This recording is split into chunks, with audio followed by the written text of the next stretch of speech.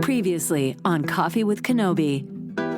I wasn't really crazy about the one with Han Solo that took place during the Force Awakens timeline. What did you all think about that one? I like that one. What do you mean you didn't like it? It was Don't worry, Lisa. Him and I argue all the time. Yeah, boy. It's not really an argument if I win. I mean, come on. This is Vanessa Marshall, Harrison Dula from Star Wars Rebels, and you're listening to Coffee with Kenobi. Hello and welcome to show number 94 of Coffee with Kenobi, your spoiler-free place for Star Wars discussion, analysis, and rhetoric. I'm your host, Dan Z, drinking some hot tea with honey and lemon in a Rancho Obi-Wan mug. You may notice that my voice sounds a little different. I do have a bit of laryngitis, hence the tea, but I am ready to move forward. I feel great. And let's have some Star Wars conversation because there's just always fun stuff to talk about with each and every one of you. We hope to make you think about Star Wars in a whole new way and maybe laugh a little bit in the process. On today's show, we will talk about the Star Wars Rebels episodes In the Name of the Rebellion, Parts 1 and 2. We have a CWK exclusive from Mark Newbold about his newest project. You will hear it here first. CWK newsman Tom Gross, who's also co-hosting the show, will bring us the latest news. In the coffee chat, we're going to have 2 cups of coffee to share.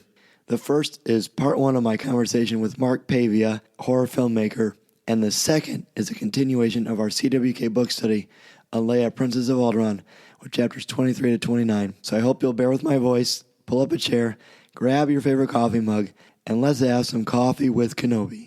And now, let's see what's brewing in the Star Wars universe this week. Joining us today for a cup of coffee is Bethany Blanton from the Star Wars Report. Welcome, Bethany. Hey, guys. Thanks for having me on. You bet. And also joining us is our CWK newsman, Tom Gross. Hey, hello, everybody. All right, well, as I said at the top of the show, obviously my voice is not ideal, but that's okay. We are going to push through. We've got some great Star Wars to talk about, especially the most recent episodes of Star Wars Rebels. I liked these episodes. They surprised me because I did see the very first episode of this season while I was at Celebration, and I really liked it there as well. But I was just looking at the list of Rebels episodes, and I just realized that we're basically halfway through this season, and it's coming to an end, and I got really sad, like 5 minutes before the show started. No, I know. I was like, no! I saw the first episode at Celebration as well, and I was just stunned with how heavy it was.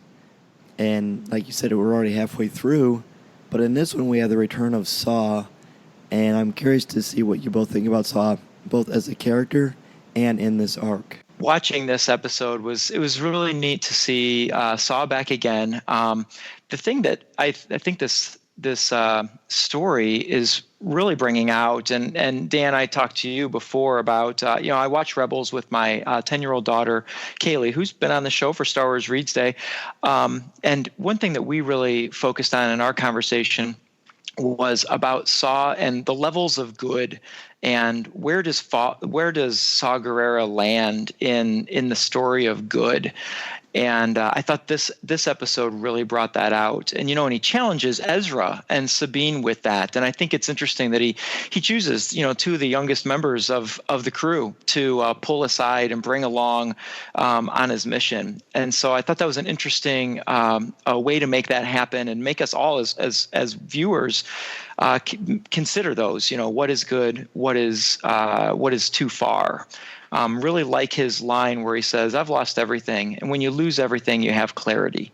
And what a powerful moment that is. I was talking to some buddies of mine about these episodes, or rather I was lurking in the chat. I haven't really given my opinion yet. But one of them was mentioning how Saw and Mon Mothma at this point don't seem that different. Mon Mothma was willing to send her people on a dangerous mission that apparently got a lot of them killed and a lot of and they lost a lot of fighters as well. But Saw, in some ways, has embraced taking it a couple of steps further than that. And I kind of wonder to what lengths the rebellion might be willing to go, because obviously they want to remain loyal to their people, which is something that in the end, I think the biggest difference between Saw Gerrera and Mon Mothma is that he's willing to make a lot more sacrifices in a way that betrays those that are around him. And we see a bit of that, or at least we're hinted at it in Rogue One. We may not know every single detail of the story, but we know that Jyn feels betrayed by Saw. And at the end of this scenario, Ezra and Sabine are left feeling that way too. Well, and it's interesting that you say that.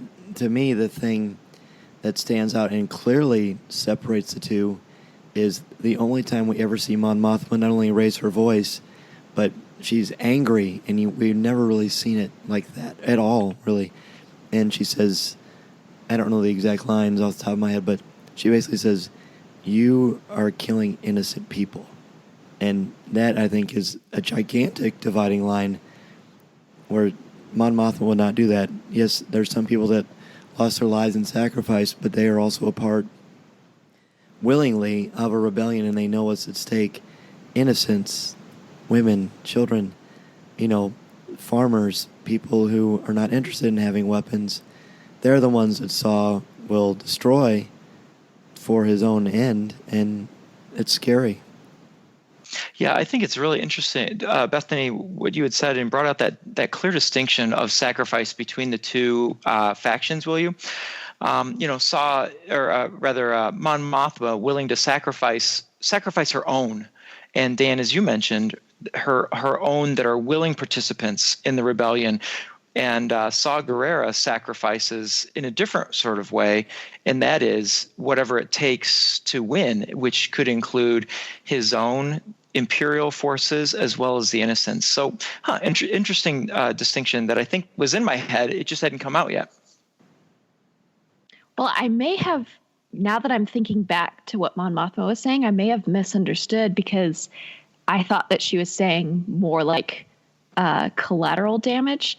But now that I'm kind of rethinking through it, she accused him of actually intentionally killing innocents who got in the way, not just accidental. Oh, okay. Yeah. Then yes, Dan, you're totally right. And that's the thing with Saw, and this is perfect that this even happened in our conversation, because Saw takes what we know to be true and subverts it and confuses it, and we see Ezra kind of go through that struggle, and he luckily comes to the other side easily because there are all those prisoners, and he doesn't even have to think about it. We have to save these people. He doesn't even know why they're there. He doesn't even care. He just knows we have to save them. And Saw just, I guess, he drives me crazy. I mean, even in the first Alderaan arc when we first met him, I knew he was problematic, and I appreciate what he does, and that is his purpose, and the storytelling obviously has accomplished that. But he frustrates me. Can I ask it? There's a part of this story arc that I was just dying to see Saw get it. See Saw, sorry. Oh, well done. I really wanted to see. I can't get away from it. Saw. You could say witness. I wanted to witness Saw get a success here. And were either one of you wanting to? He wanted so badly to see where that cargo ship was going so that he could put his eyes on the secret weapon. I so badly wanted to see where the weapon was in its development at that point. And when they end up in the middle of space with the rendezvous with the Star Destroyer, I felt as crushed as he did when there was nothing to be seen. No, I thought it would have been cool just to see the Death Star like that, but I didn't think it would happen because I knew that the Rebellion didn't have any knowledge of it because this is before Rogue One. So I was kind of relieved, too, because he would only cause destruction and chaos. It would be interesting to have an entire show about him and how he's more like the Empire than the Rebellion. Yeah. I think at this point, Saw has lost sight of why he initially started fighting the Empire.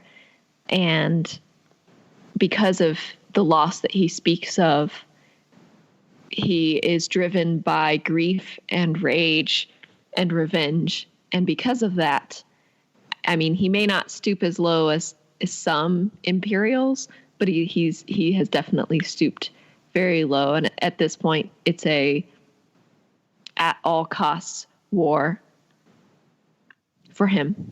Oh, yeah, absolutely. And as we said previously, be sure to check out Aaron Harris's Rebels Reactions on our Coffee with Kenobi network for an even more of an in-depth look. We will take our first break, and up next, we have a Coffee with Kenobi exclusive as Mark Newbold returns and discusses his all-new Star Wars project. This is Coffee with Kenobi. This is Coffee with Kenobi.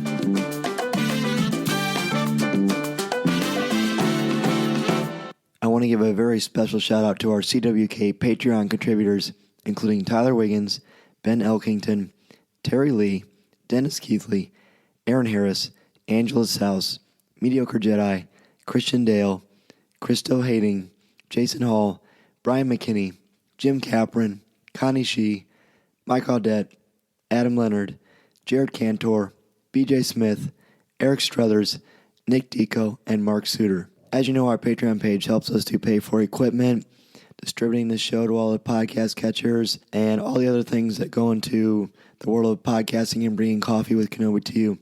And there are a number of incentives, of course, such as coffee mugs with a CWK logo, t-shirts. You get access to our Discord message board page where we have great conversations about Star Wars and kind of behind the scenes of what goes into the show. And if you contribute a certain amount, you will able to host a show with me for 1, 2, or 4 times in 1 month. So be sure to check out our show notes or the button on the top of our homepage for more information. Coffee with Kenobi is sponsored by Penguin Random House Audio. Looking to catch up on the latest Star Wars books? Try listening to them on audio. Featuring sound effects and music directly from the movies, Star Wars audiobooks are the definitive listening experience. From brand new audiobooks such as Phasma and Battlefront 2 Inferno Squad to our blockbuster movie tie-in editions, you'll have plenty to keep you entertained. Visit penguinrandomhouseaudio.com/Star Wars for sample clips and to start listening now. Coffee with Kenobi is also sponsored by the Star Wars Digital Card Trader Collecting app from Topps. If you love Star Wars and love the excitement of chasing your favorite Star Wars collectibles, the Star Wars Digital Card Trader Collecting app from Topps is for you. Download the free app from iTunes or Google Play and collect your favorite images from the classic 1977 Star Wars cards to the Clone Wars, Star Wars Rebels, The Force Awakens, Rogue One, The Last Jedi, and much more. Collect and trade with friends new and old through the Star Wars Digital Card Trader Collecting app from Topps. These are the cards you're looking for. Really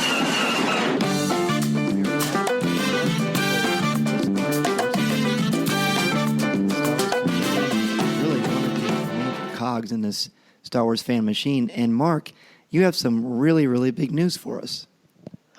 Yeah, I guess if you're into that kind of thing, I suppose I do. Yeah, so people who follow this kind of thing will probably have heard that I left Jedi News. When did I leave? 29th of September, so a few weeks ago now. And big step, obviously, because I've been associated with that site for 7 years. But the upshot of it is I decided a little while ago I wanted to do some new things.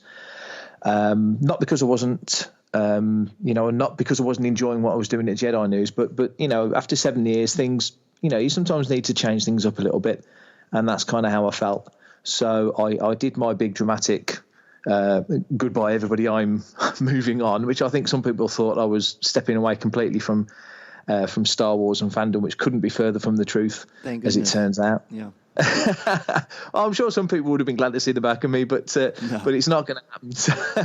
So over the past few months, I've been working on a couple of things. One is a Star Trek website, a daily news Star Trek website, which I'm working on, which should be launching within the next few weeks. But of most relevance to your listeners is a new Star Wars site as well that should be launching, fingers crossed, barring incident, on the 31st of October. And that site is called Fantha Tracks. So that's the new project that I've been bubbling away on for a little while. Wow. Well, I of course, we're thrilled that you're still doing this because you are, most of the news I've learned from you, honestly. And you, poor man. As you said, you were such a big part of Jedi News for such a long time. And I do want to get back to how you came up with the name for Fantha Tracks, which I absolutely love. But you still have an absolutely wonderful relationship, both as a friend and as a collaborator with James Burns. Yes. So, I mean, I'm sure, he probably wasn't thrilled when I said that I wanted to do something new because, Jedi News has worked well for a long time, but you've got to do what feels right, as Ben Kenobi once said, and I could have kept carrying on with the site, and I'm sure I'd have been perfectly happy doing that. But I just got this itch, and I'm one of those guys. I do like to settle into things. I mean, I did Lightsaber for 10 years. I've done Jedi News for 7, and now I'm planning this, and this is obviously intended to be a long-term thing as well. So yeah, James has been very cool about it. Like I say, it's a big upheaval for both. But yeah, we caught up at New York Comic Con. We had a good catch up and just a wander around and a good chat. And we made a point of making sure people understand that we're still friends and there's no fallout. And he wishes me luck, and obviously I wish him luck. I don't wish Jedi News any ill at all. I mean, good grief, we've both put lots of work into it, and the rest of the team as well. So the intention is for this to only be good, but you've got to be happy in what you're doing. And we give a lot of time and a lot of effort and, put a lot into what we do. So it just, like I say, it just felt like the right time for me. But James and the rest of the Jedi News team, they'll be fine. That's a well-oiled machine now, so they know what they're doing. And, can only wish everybody, the best success. Oh, absolutely. And I think that's always good for people to hear that, even though it was pretty clear through social media. It's very similar to when Corey left Coffee with Kenobi. It had nothing to do with the friendship. It was just more of sometimes you feel called to walk a different path, and absolutely. Yeah, that's it. Yeah, it's not through, like you say, not through any fallout. I mean, obviously people are people. You work together for all that length of time. There's going to be times when certain things niggle and things don't quite feel right, but then you work and make them right. And we did that, and Jedi News traveled a lot and will travel a lot, continue to, and covers a lot of news, and and we made it work. And I think that was a worthwhile effort. I'd like to think it was a worthwhile effort, but I'm kind of excited now in the sense that when Jedi News, or certainly when I came on to Jedi News in 2010 and really started posting in 2011, it was known predominantly as a collector site. And I think I brought something from Lightsaber, which was my old site, across, which was, that daily news aspect and sort of branching out a little bit to making it more of a news site than a collecting site. And it's always had a focus on collecting, and it still does, and it continues to. But I think that was what I brought to it. So, to try and make Jedi News a site that people not only want to go to, but enjoy going to. And hopefully we did that, and then expanding that again with the podcasts. Well, as I've said before on the show, shortly after Coffee with Kenobi came to be in 2013, you were the first person to send us a press release, and it was for the Caravan of the Force. And I always felt like that was one of the major places for us to feel like we were going in a place that we wanted to go. And I think you've done that for a lot of shows, and clearly you're going to bring that into Fantha Tracks. Go ahead and tell us, if you would, how Fantha Tracks came to be and how you came up with that name. Because I know when we started our show, that was probably the trickiest thing. That and the logo, which we'll talk about soon. Oh, yeah. Yeah, you're not kidding. I would love to claim that Fantha Tracks came to me in a wonderful vision one evening whilst I was just sitting there eating my fish and chips, but it didn't. I was spitballing ideas with my buddy Paul Bateman, and came up with a couple of names for something that I might want to do at some juncture. And I won't tell you what the name was because it was rubbish. And Paul told me, "Oh, that's horrible. Why don't you use Fantha Tracks?" I says, "Really?" Because he's had that name knocking around forever and a day. And he says, "Yeah, if you want to use Fantha Tracks, use Fantha Tracks. That's cool with me." He says, "We're friends, and I'm cool with that. I know kind of know what you're going to do with it, and it's all good." So I would love to claim that was mine, but I can't. It was Paul Bateman. So and I love doing the old play on words. If you follow me on social media, I love my little quirky play on words. That's my thing. I've never come up with a name for my own website, and I still haven't, because Lightsaber was Louis, Jedi News was James, and Fantatrax is Paul. So one of these days well, maybe I won't. Maybe this is my lot in life now. Maybe I'll never come up with a name for a podcast or a website rather. But that's where that came from. So yeah, I'm not complaining. No, I'm perfectly happy with that name. I think hopefully it will give the vibe of what we want to do, because we're all, the guys that are involved in it, we're all that little bit older. You know, we're not in our teens and 20s. We're all in our 30s and 40s. So we've seen a lot of what Star Wars is so far. You know, I'm the only one on the team that was around when the first film came out, but you know, most of us were there for the original trilogy, and you know, it has got that slightly kind of a vintage vibe about it. But that's not to say we're not going to cover everything that's new. That's absolutely the intention, to be on top of absolutely as much as we can. But yeah, you know, we're all a little bit longer in the tooth, so you've got to honour that in some degree. So I think Fantatrax does that quite nicely. Wonderful. Well, what is, obviously it's Star Wars related in news and commentary, but what is the particular vibe that you want to create with Fantatrax, and will there be a podcast associated with it?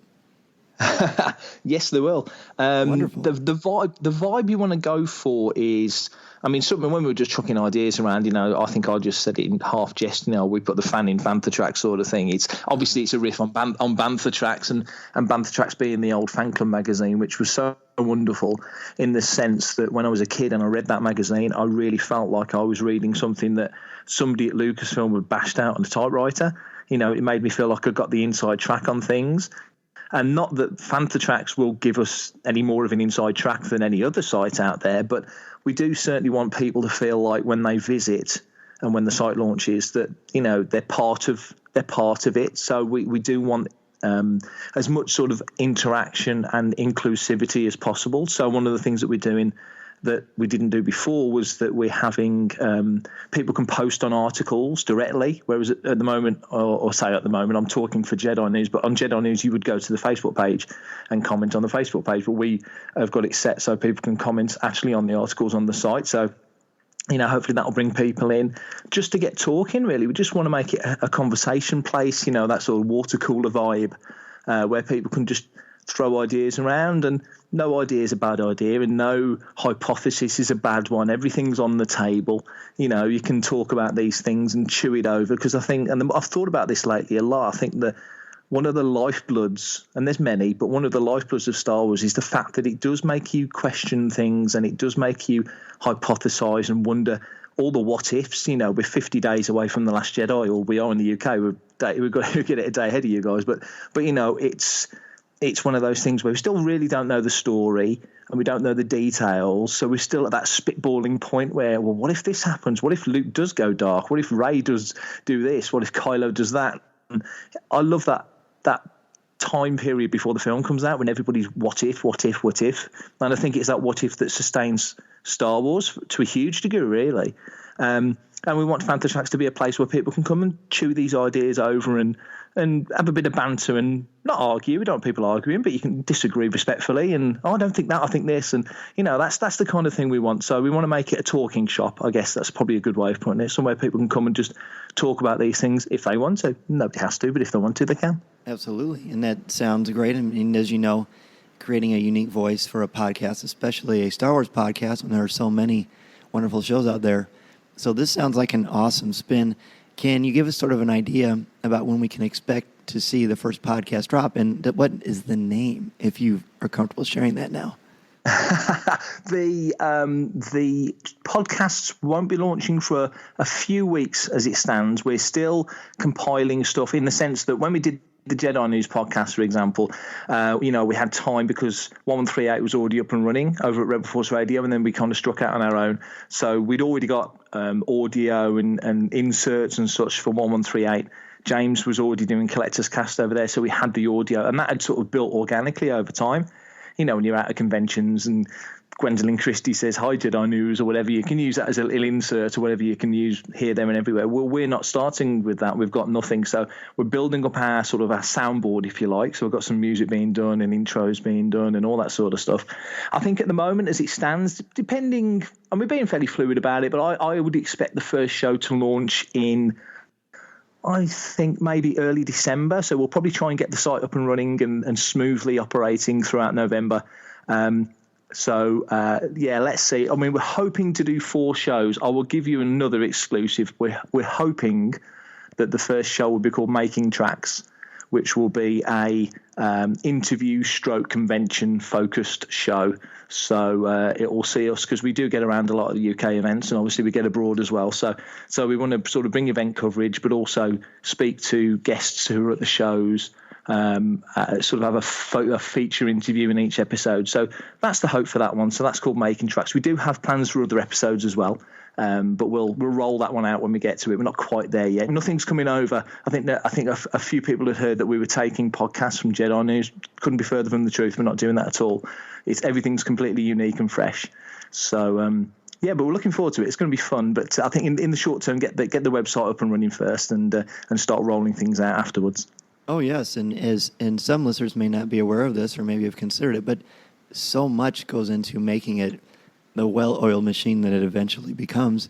And there's trial and error, and that's just a natural part of life, but you just let it organically grow, and you have good people on your team. Who will be working with you on Fantha Tracks? On Fantha Tracks, there will be, obviously, myself. There will be a fellow called Dave Tree. So UK Star Wars fans will probably know Dave. He runs an event called Farthest From, which is a vintage collecting event. But fans of a little bit older will probably remember him best for, he did the Palatoy archive at the first Celebration Europe, which was wonderful. Brought all the original Star Wars Palatoy toys and vehicles and such together in one place. So Dave's done that. He's put on events and festivals, different things over the years. So that's Dave. Also Brian Cameron, who was my co-host on Take Cover. He's coming on board as well. So Brian's going to be in charge of the literature section and co-hosting some of the podcasts as well. So that's Brian's contribution. And finally, Matt Booker, who was the social media manager on Jedi News, and he's coming across to do a similar job on Fantha Tracks, and he'll be covering collecting news as well. So it's a good team, and we've also got a handful of other contributors. We're still firming that all up, but we're hoping to have a fairly sizable team just to cover news from across the UK and abroad. So we're looking at getting some people in the States as well, bringing some folks on in Europe. We want to try and cover as much of the planet, our little blue planet, as possible. I mean, Jedi News was obviously known as a UK site. We purposely made it so we're fanthatracks.com. So we're very much an international site, even though we're based in the UK. We want to be seen as an international site. So that's a little difference as well. So, we just want to build up a team where everybody gets on and we have a good laugh, because 50's looming quickly for me. And I put a lot of time into doing all these things, and the Trek site as well. And I just want to have fun. I just want to make sure it's as much fun as possible, because it's not cheap to be a Star Wars fan, as you know, as you well know. And you've got to enjoy it, and you're giving up time that you could be spending with your family or with your friends or doing other things. So it's got to be worthwhile, I think. And whilst I've been into this since day one, and I'd probably be doing so, even if it was just me on my own, I'd have just gone off and done a blog.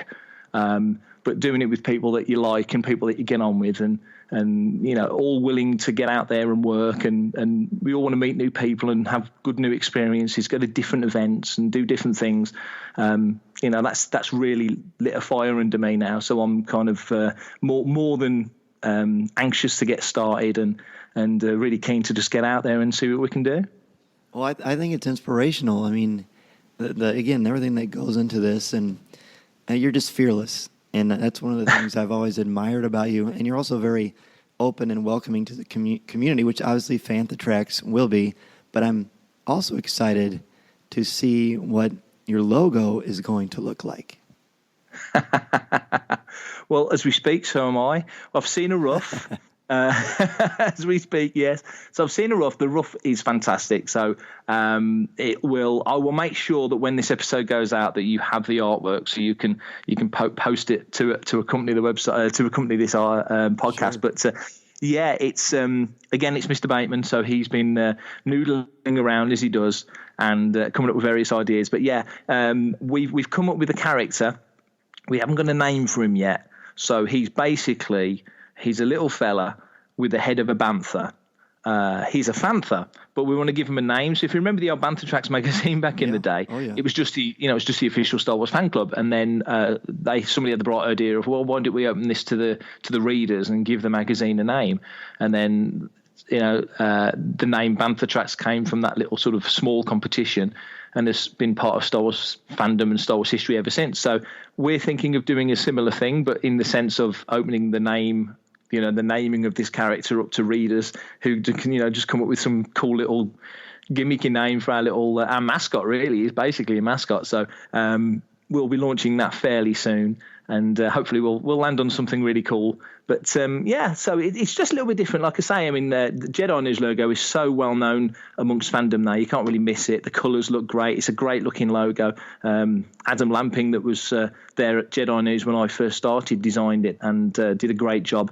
And so that's something that we thought, well, we need something that's got that impact and that immediacy that the Jedi News logo has got, because people know that, and you can see us coming at conventions wearing the blue shirts and such. So but we're confident we've landed on something that's not a million miles away, but certainly having a mascot character is something very different. So looking forward to wearing it. Oh, wow, that's cool. The mascot idea, I had never even thought about that. So maybe someday there'll be a soccer team named after you. Well, wouldn't that be nice? Well, I'm a West Bromwich Albion fan. Nobody outside of West Midlands has ever heard of West Bromwich Albion, but I've always fancied owning a football team called West Bromwich Alderaan. So maybe one day it will happen, but probably not. Well, yeah. And I realized that I said soccer instead of football, but that was to remind everybody that we're on opposite sides of the pond. But it doesn't stop us from communicating and being great friends. I look forward definitely to seeing more about this and to seeing you out at conventions and online. And I'm assuming that very, very soon you'll have a social media presence. So where can people find you right now, just personally, and for the future Fantha Tracks, if they want to ask you a question or just say hello? Okay, well, you'll find me on Twitter at prefect_timing. I'm a Hitchhikers fan, so I wanted to change it up. So it's prefect, PREFECT _timing on Twitter. I'm out on Instagram somewhere, and I cannot honestly remember off the top of my head what I'm called. I think I'm just Mark Newbold on Instagram. And I'm on Facebook at Mark Lightsaber Newbold as well. And then just to give you a heads up as well for the social media for Fantha Tracks, everything is just at Fantha Tracks. So Twitter's at Fantha Tracks, Instagram at Fantha Tracks, and Facebook at Fantha Tracks. So we've kept it nice and simple. Great. Well, Mark, thank you again for coming back to Coffee with Kenobi. We look forward to much, much more from you and from Fantha Tracks.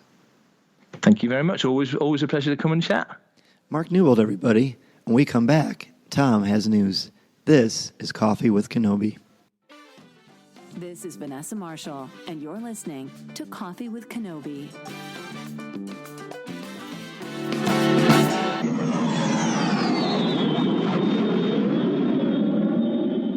Looking to catch up on the latest Star Wars books? Try listening to them on audio, featuring sound effects, top-notch narrators, and music directly from the movies. Star Wars audiobooks are the definitive listening experience. From Han Solo to C-3PO to Admiral Akbar, you'll recognize all of your favorite characters. Listen to movie tie-ins like Rogue One and The Force Awakens, to book titles such as Phasma and Battlefront 2 Inferno Squad, to classic audiobooks like William Shakespeare's Star Wars. With Star Wars audiobooks, you'll have plenty of Star Wars listening to keep you entertained.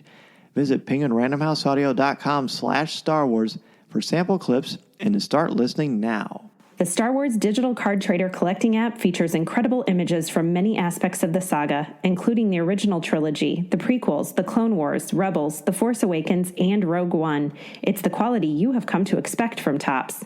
It's also easy to get into and really fun, too. Your favorite Star Wars characters, scenes, and moments are in every pack. To get started, download the app for free from iTunes or Google Play, and then be sure to open the app each day for free credits to spend on card packs from the Cantina. Plus, if you can't get what you're looking for, there's a place to trade with your friends as you complete your Star Wars collection. And if you're an experienced collector, there are exclusive cards, special inserts, and autograph opportunities for you to enjoy. Don't worry about missing the cards and sets you want either, as you can sign up for notifications right on the app. The Star Wars digital card trader collecting app from Topps can be downloaded for free from from iTunes or Google Play. Be sure to download the app and start your collection today. The Star Wars Digital Card Trader collecting app from Topps is available now. And remember, these are the cards you're looking for. All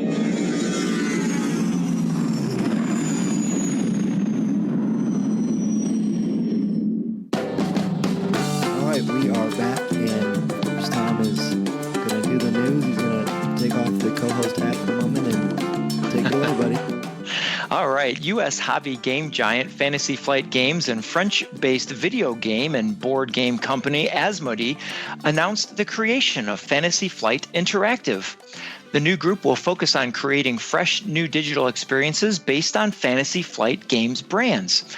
Now, many Star Wars fans will probably know Fantasy Flight as the creators of the epic Star Wars tabletop games Armada, Imperial Assault, X-Wing Miniatures, and more. Fantasy Flight Interactive is a new development studio with projects already in the works for Steam and other platforms to follow. Christian Peterson, founder of Fantasy Flight Games and CEO of Asmodee North America, said they didn't create a new company just to translate board games into digital games.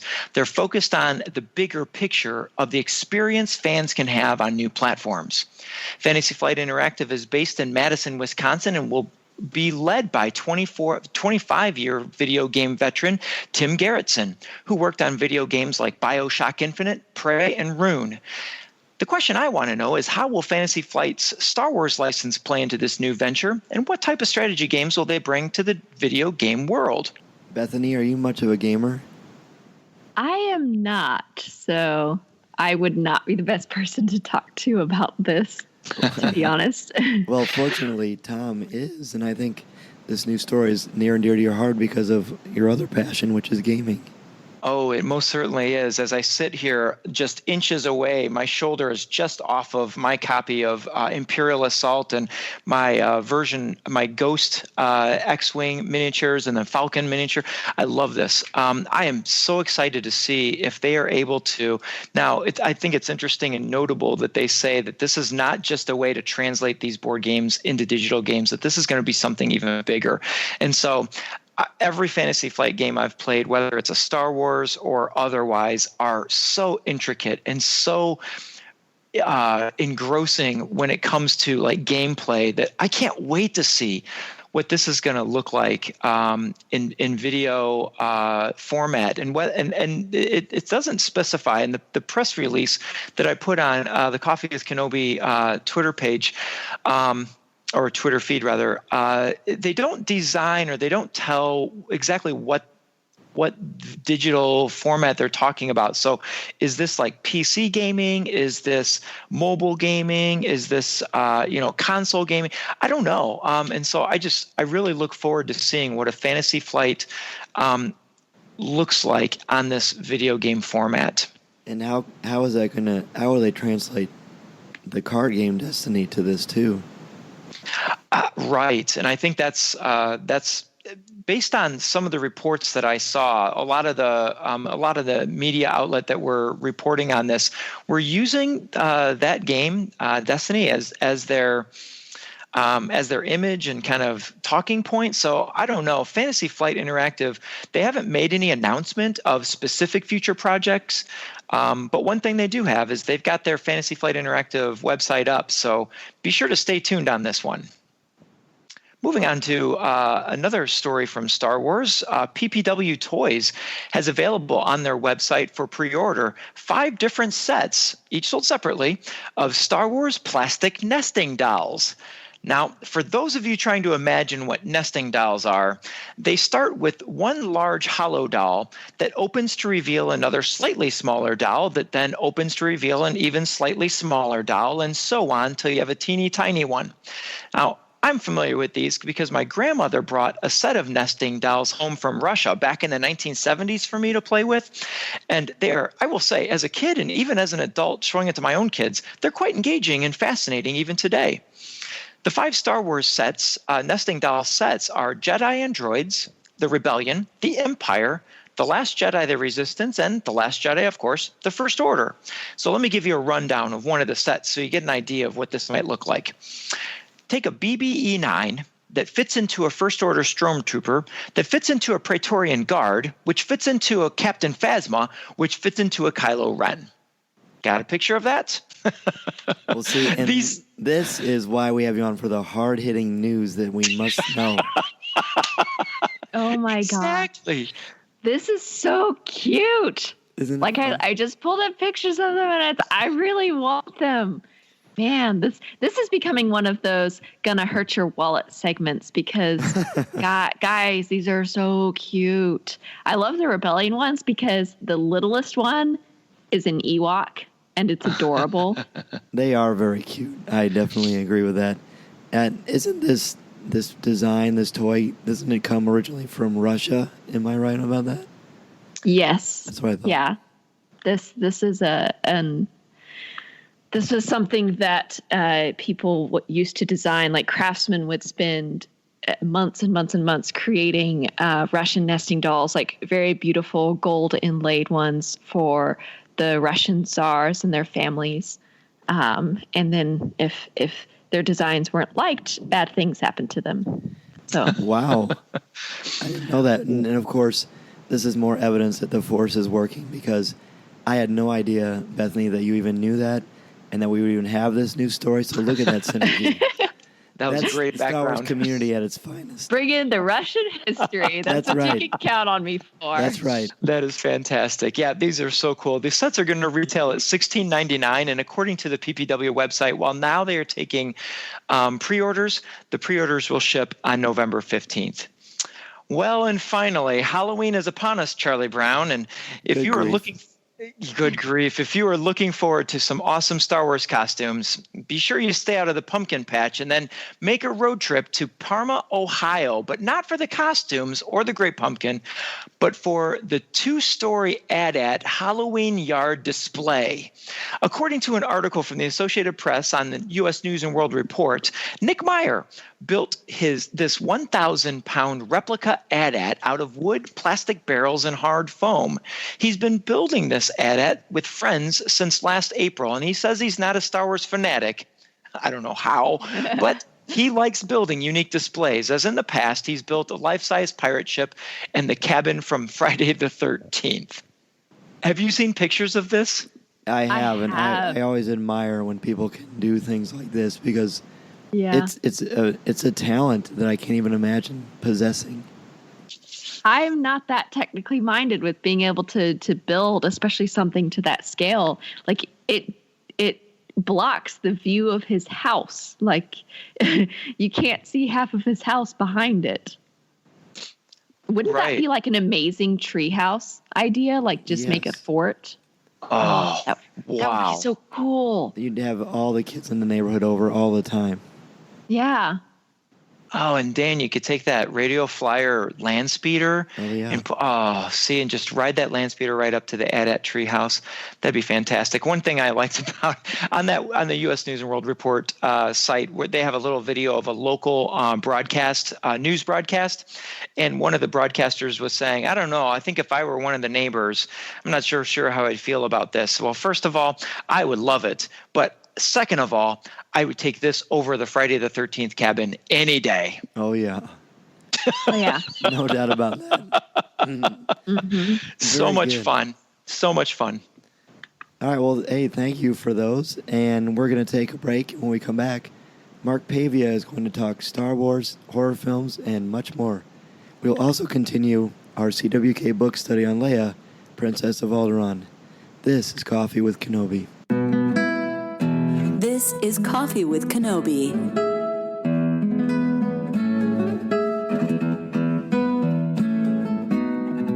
Coffee with Kenobi was sponsored by Penguin Random House Audio. Looking to catch up on the latest Star Wars books? Try listening to them on audio. Featuring sound effects and music directly from the movies, Star Wars audiobooks are the definitive listening experience. From brand new audiobooks such as Phasma and Battlefront 2 Inferno Squad to our blockbuster movie tie-in editions, you'll have plenty to keep you entertained. Visit penguinrandomhouseaudio.com/Star Wars for sample clips and to start listening now. Coffee with Kenobi was also sponsored by the Star Wars digital card trader collecting app from Topps. If you love Star Wars and love the excitement of chasing your favorite Star Wars collectibles, the Star Wars digital card trader collecting app from Topps is for you.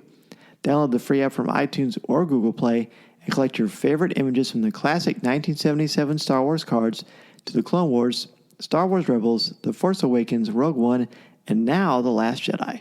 Collect and trade with friends new and old through the Star Wars digital card trader collecting app from Topps. These are the cards you're looking for.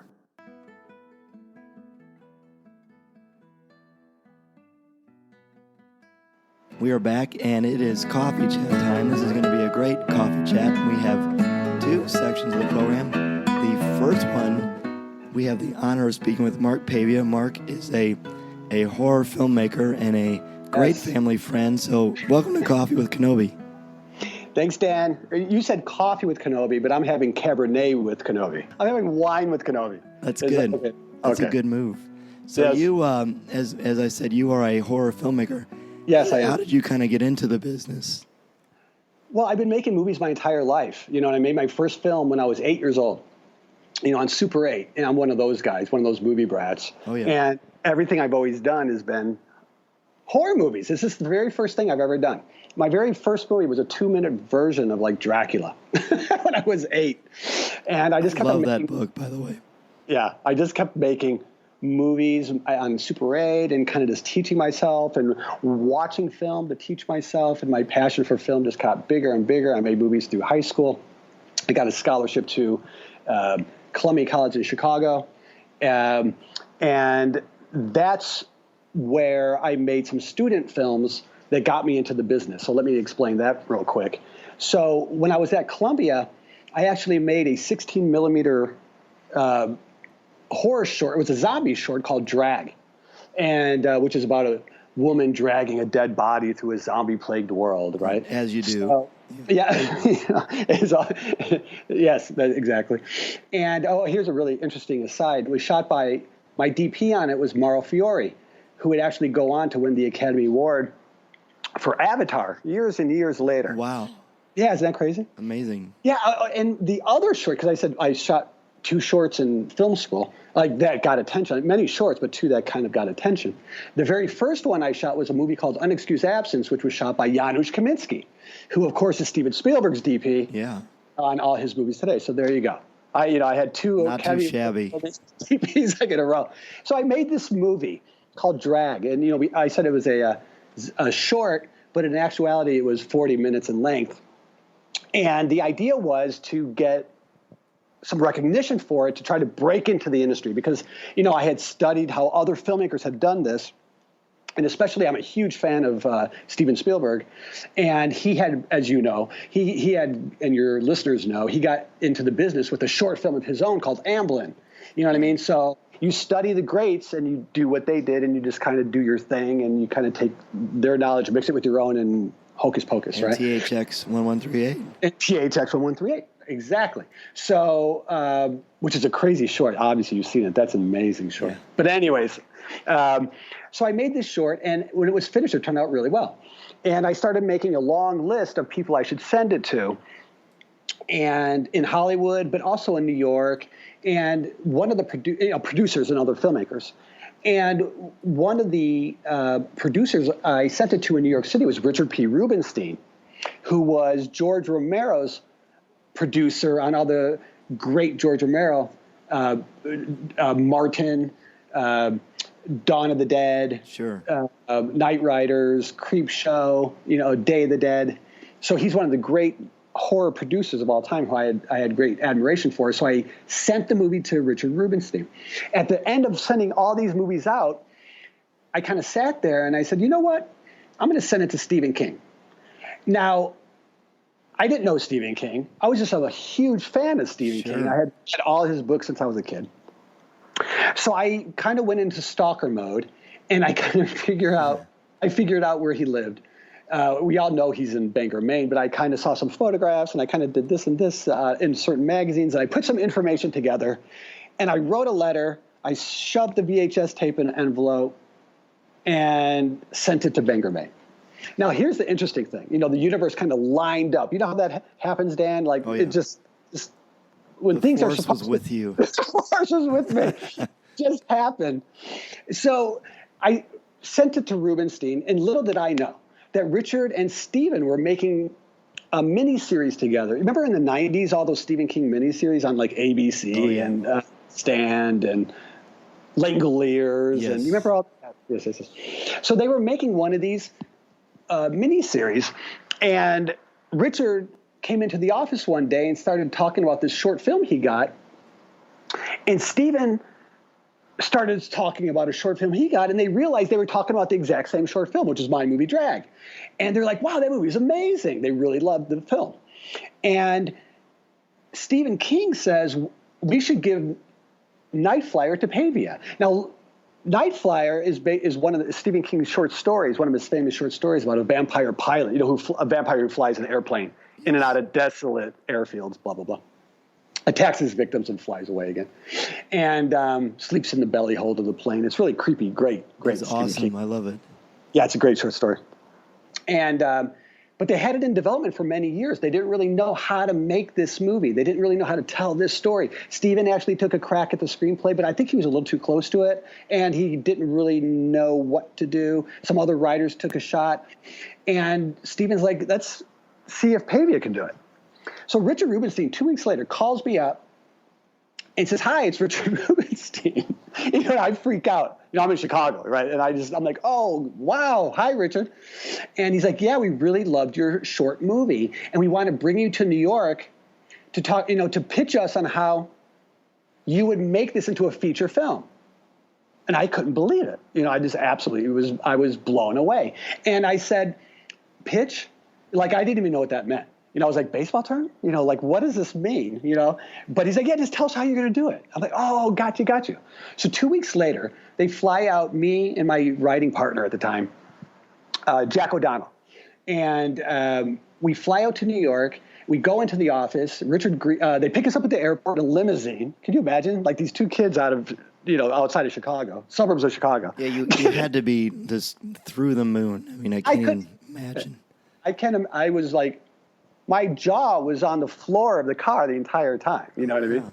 I think Richard knew that, which he probably got a lot of pleasure out of. He thought it was really funny. But anyway, so they pick us up. We go to the offices right in Manhattan. I had never been to New York at that point until that moment. We meet Richard, and Richard goes, oh, and by the way, Stephen's joining us for lunch. He flew in from Maine. He wanted to meet you.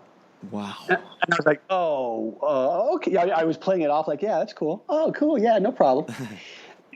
And then Richard kind of leaves the room. And then I look at Jack, my buddy, and I was like, oh my God, I was going to faint. You know what I mean? Yes. But anyway, so we go to have lunch in the conference room. 5 minutes later, Stephen King walks in, and it was like the back of a book cover, just like standing in front of you, like staring at you. And he goes, life's a drag, then you die, baby. And he gives me a big bear hug, which that was the tagline of the movie.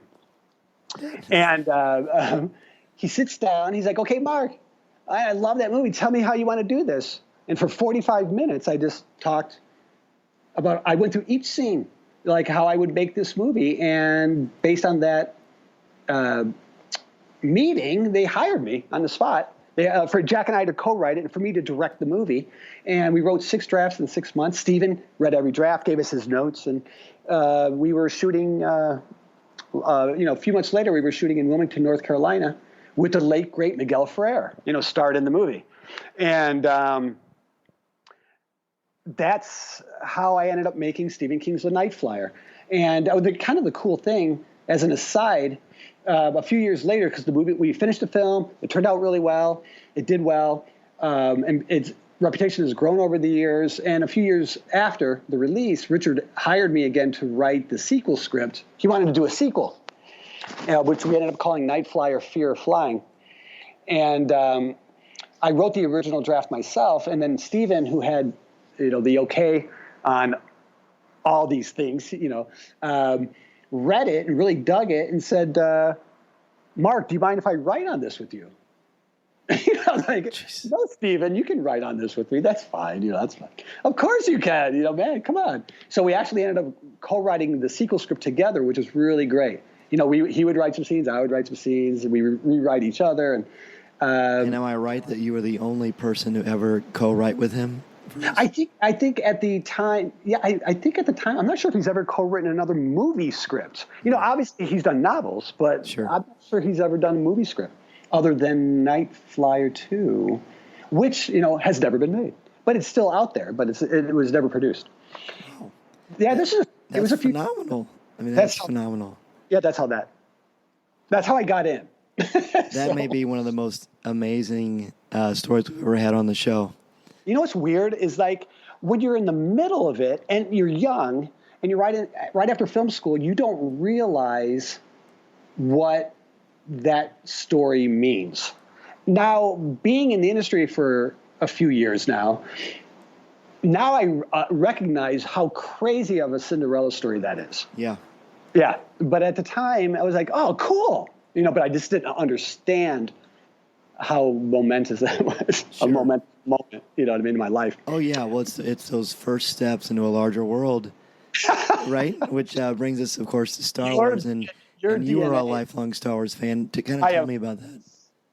Oh, I'm all about the original trilogy. You know what I mean? Like, I love all the movies, but I'm all about the original trilogy because they just, they shaped and formed so much of my filmmaking personality. Now, I saw the movie, in the movie theaters in 1977. I was 12 years old. And can you imagine being 12 years old and seeing Star Wars for the first time? You know what I mean? Yes. Yeah. I was 7 in 1978. Oh, okay. Yeah. Yes. Or 6, actually. Yeah. So it was. So did you see the re-release in '78? Is that when you first saw it? I saw it in a drive-in in New Orleans, Louisiana. It was I did some research on that actually over the summer, and it was the only time it had made its original drive-in run. It was, I think, the second release of the film. Yes, the re-release, and it was that poster, right? The really tattered, weird one. The torn up poster that looks like it's on the side of a building. Do you know what I'm talking? I do. Yes. It's in my office right now. Of course it is. Yeah. So anyway, I was living in. Let me think. Yes, I was in. Hold on. Yes, I was in Jackson, Michigan. My father took me to all these movies, and we knew this really cool science fiction movie was coming out, but we didn't really know much about it. Except that the trailer looked great title, and I was just I was 12 years old and I had to see this thing. So my dad took me, and the moment that music started, I mean, I'm sure you've heard this, countless times, but I'm sorry. The moment John Williams' score kicks in, that title flies back, then the crawl, I was hooked. And then that Star Destroyer, that great opening shot, I could not believe my eyes and how big that ship was. You know what I mean? It was just incredible. And I was just transported for 2 hours. I love that movie. I went back to see it, oh my God, 20, 25 times, literally, in the next year. Sure. And I bought the soundtrack instantly. And to this day, I'm the biggest John Williams fan. But I would listen to it over and over and over again. You remember right when they couldn't keep up. They obviously had no idea. The filmmakers, George Lucas and 20th Century Fox, no one knew what they had. It surprised everybody. Right. So Lucas, the genius that he was, he held onto the merchandising rights to that movie, which is what made Lucasfilm. I don't need to tell you, but you know what I mean. But I remember waiting for all the merchandise. I had to have everything Star Wars, right? Oh, yeah. And remember before the figures came out, you could buy the little early bird, and then you would put. I had that thing. Like you bought a piece of cardboard. Do you still have it? No. Oh. I know, right? I know. It's probably worth a fortune, right? Yeah, it is. They're not. I mean, they're out there, but not too many of them are in collector shape. Yeah, it would probably finance my next movie. You know what I mean? So, I was just obsessed. You'll probably laugh at this. So I was already making movies, like I told you, because I was making movies since I was 8 years old. And the film that actually made me want to make it into a career was when I saw Jaws. I saw Jaws in the movie theater when I was 10 years old. Right. And I watched it through the armpit of my sister because I was so terrified. Oh, you know what I mean? And I walked out of Jaws. And it still holds up, by the way. Oh, it's an amazing movie. It's perfect, I think. And it is perfect, actually. Perfect Hollywood movie. And I walked out of Jaws saying, I'm going to make movies. I'm going to do that with my life, for the rest of my life. And so when I saw Star Wars, it just reinforced this passion and desire in me. So what I used to do, you'll laugh, what I used to do was I used to sneak in tape recorders, like cassette recorders, you know what I mean? And I would record the movies on cassette tape.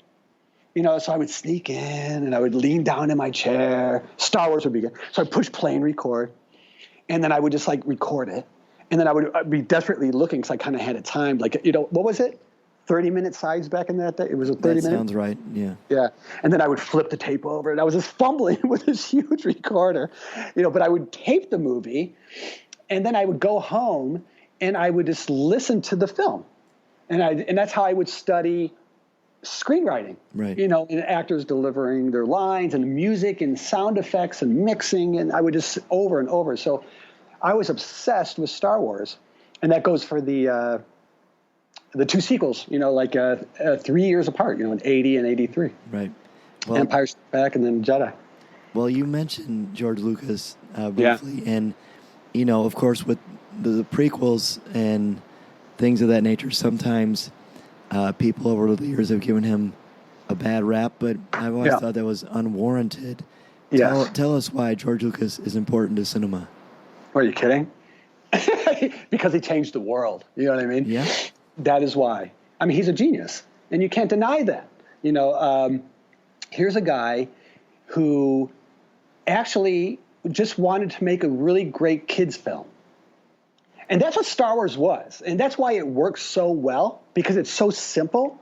And people kind of forget that Star Wars was actually made, he wanted to make a fairy tale. You know, over the summer, in April, I went to a Star Wars celebration, and George Lucas was there. Yeah. And he told the audience that Star Wars was originally made for 12-year-olds. Told you? Yep. And guess who was 12 years old? That was me, yeah. So based, as you know, obviously based on the, you know, serials, that the Flash Gordon serials he loved, you know, from the 30s and 40s. And that's why that movie resonates, you know, because it's so simple that everybody around the world, especially children, can relate to it and understand good versus evil. You know what I mean? And it takes a genius to... Science fiction movies were a disaster at the box office and in Hollywood at the time. That's what people have to understand. Nobody was making science fiction films except for like Logan's Run, you know what I mean? Which was an interesting movie, but didn't do really well. You know what I mean? Oh, Planet of the Apes a few years earlier. But nobody was, 2001, of course, but that was incredible, you know, Stanley Kubrick's esoteric masterpiece. But no one was making a film like this. You know what I mean? So they were taking, you know, they were taking a huge risk, but he just followed his gut and his soul, and he stuck to it. And the man, genius, and you know, what he created. Put fun back into the culture when Vietnam and things were weighing people down. Yeah. And, you know, between Steven Spielberg and George Lucas, you know, what they've done together at the time, you know, is incredible. And I've always loved those stories. And you've heard this story a million times, but I love it, is that when George... You know, the movie brats were all hanging around each other at the time. Spielberg, Lucas, Scorsese, De Palma. You know, everybody was just hanging out, and everybody would show each other their movies. And George Lucas showed an early cut of Star Wars to his friends. But this was before all the special effects were done, and John Williams' score obviously wasn't in there. And, you know, in place of the effects, he cut in the old... war footage, you know, old World War, yeah. And Spielberg was the only one who liked it. Isn't that incredible? Like it was a depressed. Oh yeah, no. He showed this early cut to all of his friends, and they went out to dinner afterwards, and everybody was kind of making fun of him, like especially Brian De Palma. Like he was going, "Who's that big hairy guy?" That's ironic. Yeah, like what's going on with this movie, The Force? And they were just kind of teasing him. And Spielberg said it's going to be a huge hit. It's going to be a huge hit. And he was able to see past, you know, the incomplete special effects shots. You know, George had like classical music cut in before the John Williams score. And Spielberg, as you probably know this, so Spielberg is the one who said, you should use my guy who just completed Jaws score. You know what I mean? Right. You should use my guy, John Williams, for your movie. So that's how that happened. But here's the ironic thing about that screening. Brian De Palma is all over George Lucas, right? Teasing him to death. And Lucas was really mad. But it was Brian De Palma who said, you should have a crawl at the beginning of this movie that kind of explains where we are and what's going on. So we kind of know what this is right when those first shots start. And that was actually kind of amazing, isn't it? Yeah, so thank you, Brian De Palma. And that's exactly, and that's the classic in media res, where the story starts in the middle, like the Odyssey, and that's why we have the great American mythology that's Star Wars. We will have part 2 of our interview with Mark Pavia on show number 95. Now let's have our second cup of coffee here for the coffee chat and resume our CWK book study for Leia, Princess of Alderaan. We are definitely getting close to the end of this book. Chapter 23 starts. The ally search is commencing for Leia as she has realized, as we mentioned on the last show, she needs allies in the Senate to help her with what she plans on doing in the future. And she's not even 100% sure what that means, but she knows this is important. So she starts with harp allies from Chandrila, where Mon Mothma is, of course, from. And there's some interesting interplay there. But on 293 is something that I think is fascinating. Leia finds herself in a mudslide, and it's pretty intense. And it's almost like she's going to drown in mud. This is all part of these challenges that she has to go through. And there's this interesting section on page 293, and I'll just read it to you. Chastelon pulled himself together almost instantly and held out his hand to Leia, courtly and formal. Will you rise, my lady? Usually she found his emphasis on her royal status irritating, but today it felt comforting, like being wrapped in a familiar blanket. Leia let him pull her to her feet. Although the world tilted oddly at first, she soon regained her balance. Now, the reason I read this is the sentence, Leia let him pull her to her feet. This reminded me of The Force Awakens, and when Finn first meets Rey, and he goes to lift her up, and she rejects the hand because she has her own power and she doesn't even know this guy. So in this instance, Leia willingly allows it to happen, and that was what I think made Rey so strong too. She wasn't willing to let Finn do that. She didn't allow that to happen. She was annoyed. That just shows there's power with these two, and I'm not saying that the two are related in any way. What I am saying is that they're both strong, and they both have a unique voice, which I love. Speaking of unique voices, I appreciate you sticking with me through the show with my voice. Hopefully it's getting much better, and I think it will be. So we're on page 294. There's this wonderful pathfinding quote that I'm going to read to you. Pathfinding can be dangerous. Every single one of you knew that before you began. Every single one of you thought the danger somehow didn't apply to you because you're young and stupid about that kind of thing. You have to learn better, and I'd rather you learn out here with your field generator to save you than somewhere else in the galaxy where you get no safety net, no teammates, and no second chances. And here it is, the big one. Pathfinding isn't just about learning how to find your way around. It's about learning how to think on your feet, how to deal with real risks, even how to face the fear of death. And I just love that because it's another metaphor to her adapting and being able to adapt to her future. So probably the most important part of this entire section for today is on page 298 and 299. Leia finds herself in a section of space where there are dozens of large rebel ships. And this is when she realizes this is war. This is my family and the rebellion planning for war. And this is their armory. This is where it's going to happen. It's pretty crazy. So then we go to page 300 to 301. We get the Empire spin on the Clone Wars and basically their propaganda for it.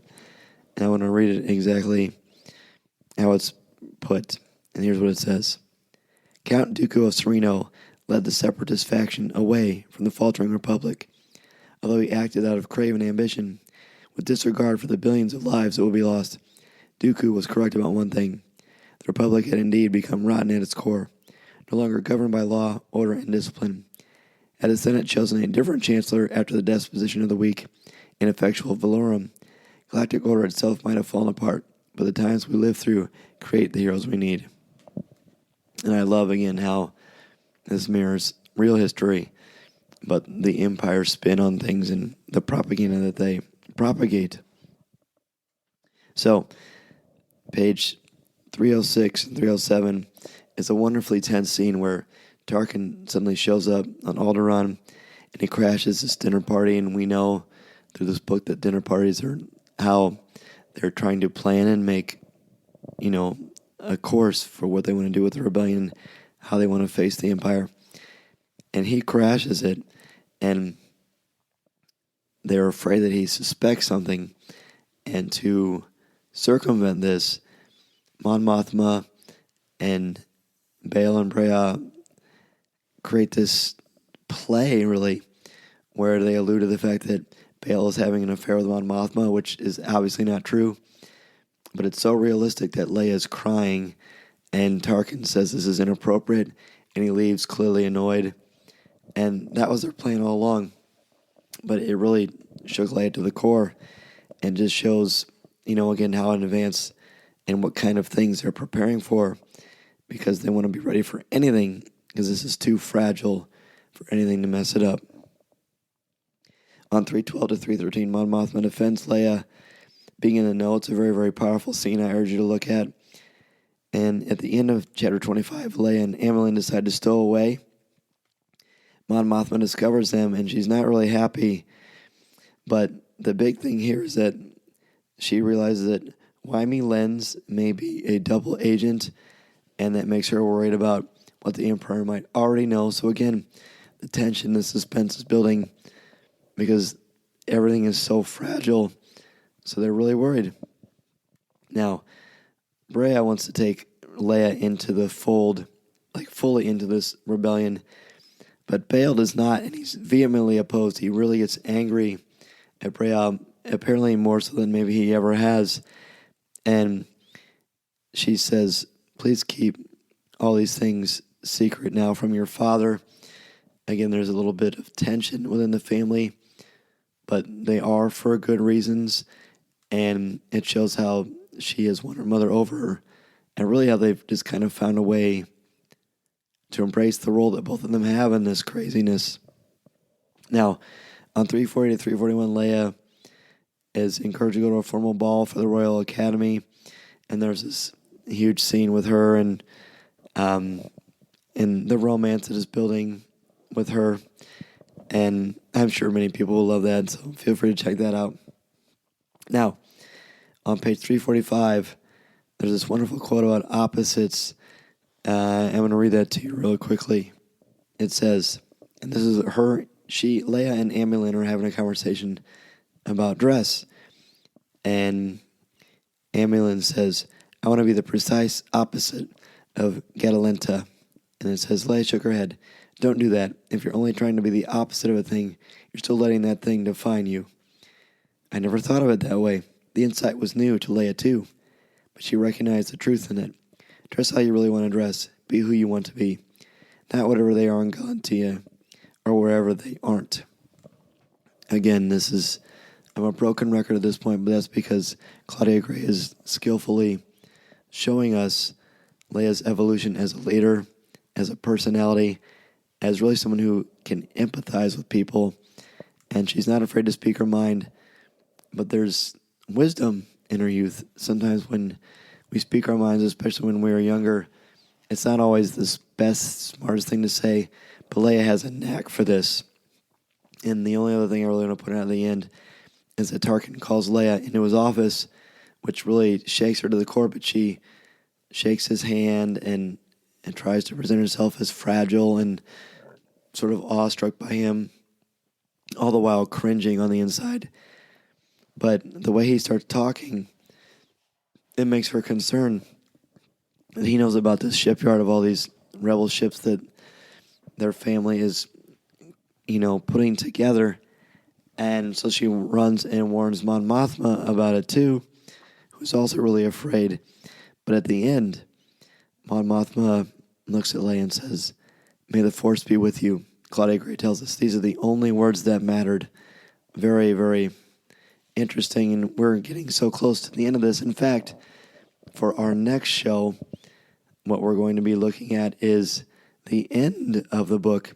So we'll read chapters 29 to 32 of Leia, and we'll be done with that book.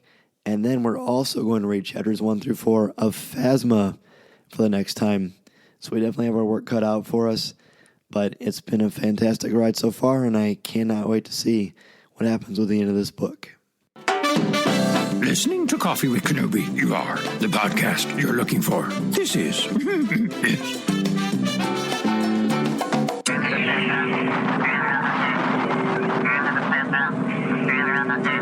Before we get to email, I want to thank our CWK sponsors, Penguin Random House Audio and the Star Wars Digital Card Trader Collecting app from Topps. Please support them the way they support our podcast, and remember to listen to new and archive shows of Coffee with Kenobi wherever you listen to podcasts, including iTunes, Google Play, Spotify, iHeartRadio, YouTube, Player FM, our Coffee with Kenobi website, www.coffeewithkenobi.com, or wherever you enjoy listening to your favorite shows. And if you listen to the show through iTunes, please leave us a review. We are also on Facebook, Twitter, Instagram, Pinterest, and Tumblr, and would love for you to check us out there. Be sure to listen to our CWK family of shows too, including Legends Library, Rebels Reactions, Comics with Kenobi, and Lattes with Leia. A big thank you to Bethany Blanton and Tom Gross for joining us today. Where can listeners get in touch with both of you if they want to ask either of you a question or just say hello? Well, you can find me on my personal social media at Bethany L. Blanton, Twitter and Instagram and Snapchat and all that good stuff. And I do Star Wars stuff at StarWarsReport.com. Thanks for having me on. Absolutely. Thanks for being on. And you can catch me on Twitter at Draftline. Thank you to each and every one of you for listening to and supporting Coffee with Kenobi and for contributing to Star Wars Conversation. We will be back next week with 2 new co-hosts and more Star Wars talk. If you are participating in the CWK Book Study, be sure to finish Leia, Princess of Alderaan, and start Phasma chapters 1 to 4 for next week. This is the podcast you're looking for. This podcast is not endorsed by the Walt Disney Company or Lucasfilm Limited. It is intended for entertainment and informational purposes only. The official Star Wars website can be found at www.starwars.com. Star Wars, all names, sounds, and any other Star Wars-related items are registered trademarks and or copyrights of Disney and their respective trademark and copyright holders. All original content of this podcast is the intellectual property of Coffee with Kenobi unless otherwise indicated. This is the podcast you're looking for. There's no one here. Move along. Move along.